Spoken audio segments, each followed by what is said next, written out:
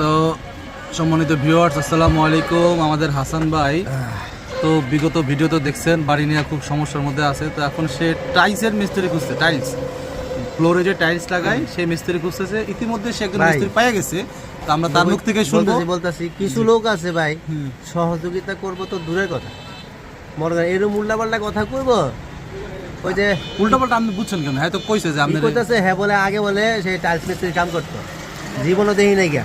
হ্যাঁ আর বাড়ি তো গেছি আমি, হ্যাঁ তো উল্টাপাল্টা কাজ করে আবার আমারে বলে হ্যাঁ লোক হেল্পারি থাকতো, মজুরি হইছে, আবার মজুরি দিব আমার। 6 টাকা চাইছে। ঠিক আছে, আমার দিব 2000 টাকা মজুরি, আপনি তো নিব 20। হ্যাঁ নিব 20,000 টাকা মজুরি, আপনি দিব 5,000 টাকা, মোট 27,000 টাকা আমার থেকে কন্ট্রাক্ট দিব।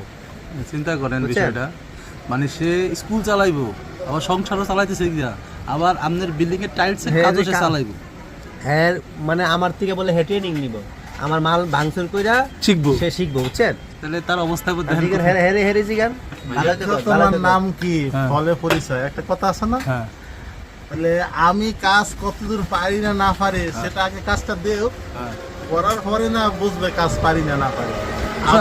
আপনি যে কয়দিন ধরে মিস্ত্রি লাগবে, আমারও ফোন দিয়েছেন যে আমার একটা মিস্ত্রি দরকার, টাইলসের মিস্ত্রি দেন। তা আপনার লগেই মিস্ত্রি আছে, আপনি দেন না। ভাই হ্যাঁ তো হিসাবই বুঝে না। আমি যে বলতেছি টাইলস পার স্কয়ার ফিট এত টাকা, হ্যাঁ ভাবছে একটা টাইল এত টাকা। কি আপনি হিসাব বুঝেন না? কি কাম করবেন? নিজে হিসাব বোঝে না, হচ্ছে আমার লাগে হেল্পার জোগাইলা।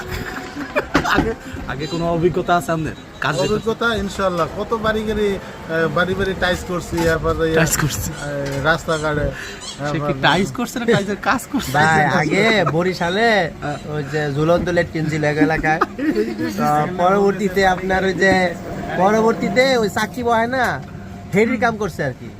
আমাকে বড় ভাই গুলো উনি নাকি গাড়িতেও বলে টাইলস করছে। করতে পারে।